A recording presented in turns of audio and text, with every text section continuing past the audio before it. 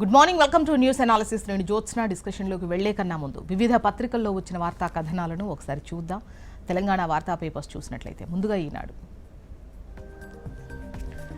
ఈనాడులో మనకు top ఐటంగా ముంగిట్లో cyber ముప్పు, ఈ సైబర్ నేరాలకు సంబంధించి ఎంత అప్రమత్తతతో ఉండాలి, ఎంత విరివిగా సైబర్ నేరాలు పెరిగిపోతున్నాయి, ఎంత ప్రమాదం ఉంది అన్నటువంటి కథనాన్ని హైలైట్ చేస్తూ ప్రధాన వార్తగా ఈనాడు ఇచ్చింది. ముంగిట్లో సైబర్ ముప్పు అన్నటువంటి హెడ్లైన్తో ప్రముఖ సంస్థ పేరు చెప్పి షేర్ మార్కెట్లో పెట్టుబడులతో భారీ లాభాలు వచ్చేలా సలహాలు ఇస్తామని ఆశ పెడతారు. బ్యాంకు మేనేజర్ అంటూ ఫోన్ చేసి లావాదేవీల సమాచారం అడుగుతారు. అయితే అలాంటి అపరిచితుల మాటలను నమ్మకండి, నమ్మితే వారు కోట్లు కొల్లగొడతారు. అలాంటి సమయాల్లో 1-2 సార్లు ఆలోచించి నిర్ణయం తీసుకోండి. ఏడాది చివరికల్లా భారత్లో బాధితుల నుంచి సైబర్ నేర సంస్థలు 20,000 కోట్ల మేరకు కొల్లగొడతారని క్లౌడ్6 సంస్థ అంచనా వేసింది. సో 2025లో జరిగే సైబర్ నేరాల అంచనా ఎలా ఉంది అనేది ఇస్తూ బ్యాంకింగ్ అండ్ ఫైనాన్షియల్ సర్వీసెస్ నుంచి కావచ్చు, రీటైల్ అండ్ ఈ కామర్స్ నుంచి కావచ్చు, ప్రభుత్వ సర్వీసులు కావచ్చు, ఇతర సెక్టార్ల నుంచి ఓవరాల్గా ఒక 20,000 కోట్ల వరకు కొల్లగొట్టేటువంటి అవకాశం ఉంది. జాగ్రత్తగా ఉండాలి. మీ వ్యక్తిగత, ముఖ్యంగా ఫైనాన్షియల్కు సంబంధించి, బ్యాంకు లావాదేవీలకు సంబంధించి ఎటువంటి డీటెయిల్స్ అడిగినా ఆల్రెడీ ప్రభుత్వం నుంచి కూడా పెద్ద ఎత్తున ఈ సైబర్ నేరాల పట్ల అప్రమత్తతకు సంబంధించినటువంటి వాయిస్ అలర్ట్స్ మనకు వినిపిస్తూనే ఉన్నాయి. సో 1-2 సార్లు మన సమాచారాన్ని వేరే వాళ్ళకి ఇచ్చేటప్పుడు చాలా జాగ్రత్తగా ఉండాలి. అసలు ఇవ్వకుండా ఉంటేనే బెటర్. అండ్ బ్యాంకులకు సంబంధించి కూడా అనౌన్స్మెంట్లు మనం వింటూనే ఉంటాం. మా బ్యాంకుకు సంబంధించి మిమ్మల్ని ఎటువంటి ఓటీపీ అడగదు, ఆధార్కు సంబంధించి కావచ్చు, పాన్కు సంబంధించి కావచ్చు, అండ్ ఎటువంటి లింక్స్ కూడా మీరు క్లిక్ చెయ్యకండి అన్నటువంటి అనౌన్స్మెంట్ కూడా మీరు వినే ఉంటారు. సో జాగ్రత్తగా ఉండండి. చిన్న అంటే అప్పటికప్పుడు వచ్చేటువంటి అమౌంట్ కోసం చూసుకొని ఆశపడి మొత్తానికే పోగొట్టుకోకండి అనేదే ఒక హెచ్చరిక, సూచన ఇది.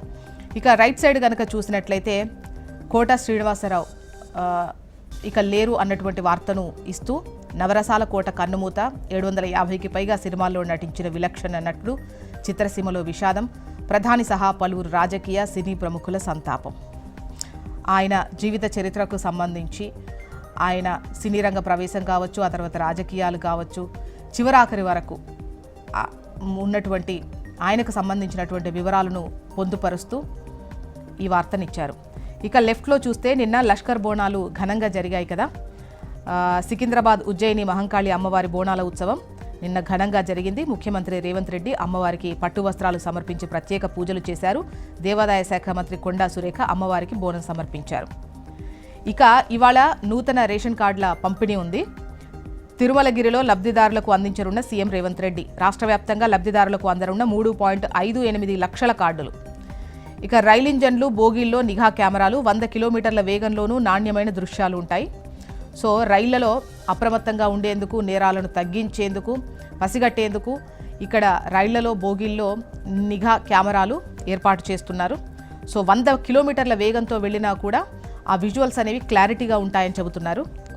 తీన్మార్ మల్లన్నపై తెలంగాణ జాగృతి కార్యకర్తల దాడి, కవితపై ఆయన వ్యాఖ్యలకు నిరసనగా గాల్లోకి మల్లన్న గన్మెన్ 6 రౌండ్ల కాల్పులు. నెక్స్ట్ ఈనాడు, ఆంధ్రజ్యోతిలో కనుక చూసినట్లయితే కవిత వర్సెస్ మల్లన్న, ఎమ్మెల్సీ తీన్మార్ మల్లన్న ఆఫీస్పై దాడి, కల్వకుంట్ల కవితపై మల్లన్న వ్యాఖ్యలతో జాగృతి కార్యకర్తల ఆగ్రహం. ఇక నాపై హత్యాయత్నం చేయించిన కవిత, ఆమె ఎమ్మెల్సీ సభ్యత్వాన్ని రద్దు చేయాలి అంటున్నారు మల్లన్న.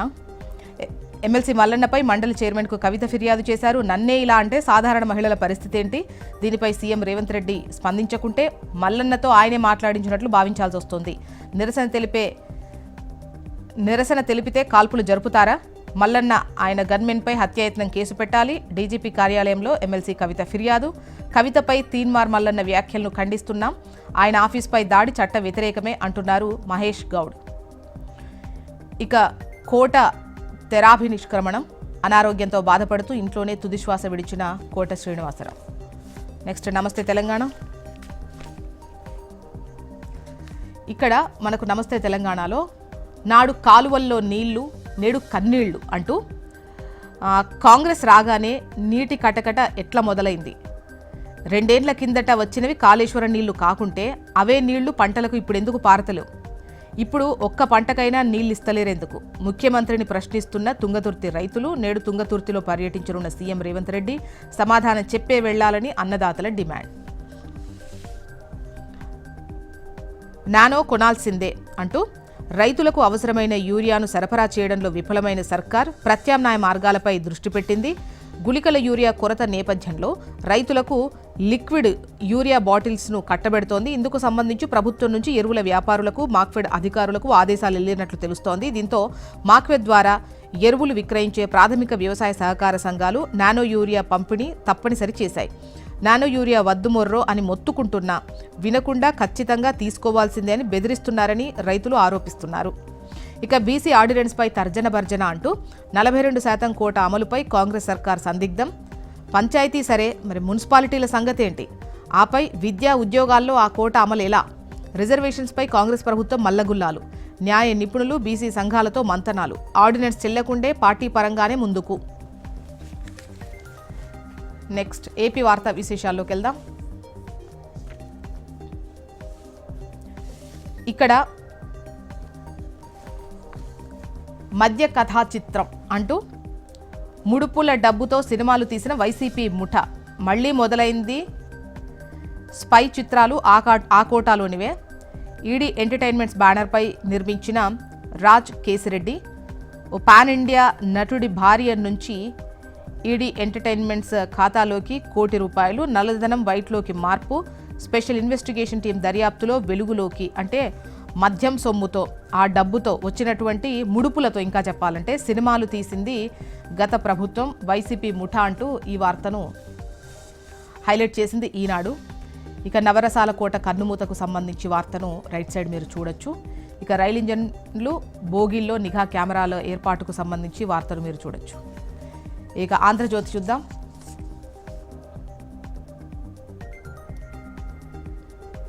ఆంధ్రజ్యోతి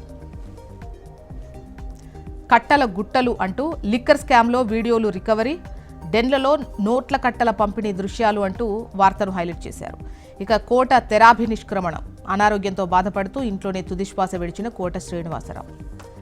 సాక్షి చూద్దాం. నెక్స్ట్ మనకు బ్యానర్ ఐటంగా ఈ లైనింగ్ దండుకునేందుకే హంద్రినివా 2వ దశ ప్రధాన కాలువ, Punganur Kuppam branch canal lining పనుల్లో నాణ్యతకు తిలోదకాలు. నాసిరకం పనులతో 1.968 కోట్ల ప్రజాధనం దుర్వినియోగం. 1968.92 కోట్ల ప్రజాధనం దుర్వినియోగం అంటూ ఈ వార్తనిచ్చారు.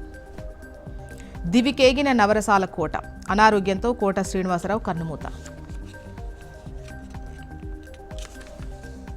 పథకం ప్రకారమే పచ్చకాండ అంటూ బీభత్సకాండ అన్నటువంటి దాన్ని గంజాయి బ్యాచ్ కిరాయి గుండాలతో దాడి చేయించిన టీడీపీ నేతలు అంటూ వైఎస్ఆర్సీపీ నేతలపై దాడి చేసి హతమార్చేందుకు కుట్ర. తమ కళ్ల ముందే దాడి జరిగిన నిందితులపై కేసు కూడా పెట్టని పోలీసులు. రెడ్ బుక్ రాజ్యాంగంలో మహిళలకు రక్షణ కరువు. ఉపాలహారిక దంపతులకు వైఎస్ఆర్సీపీ నేతల పరామర్శ. లారీ బోల్తా 9 మంది దుర్మరణం, మరో 13 మందికి తీవ్ర గాయాలు. క్షతగాత్రుల్లో 2 చిన్నారులున్నారు. అన్నమయ్య జిల్లా రెడ్డిపల్లి చెరువు కట్టపై ఘోర ప్రమాదానికి సంబంధించి ఈ వార్త. మొత్తానికి ఇవి ఇవాళ వివిధ పత్రికల్లో వచ్చినటువంటి వార్తా కథనాలు. ఇప్పుడు ఒక చిన్న బ్రేక్ తీసుకుందాం. బ్రేక్ తర్వాత డిస్కషన్లోకి వెళ్దాం. Stay tune.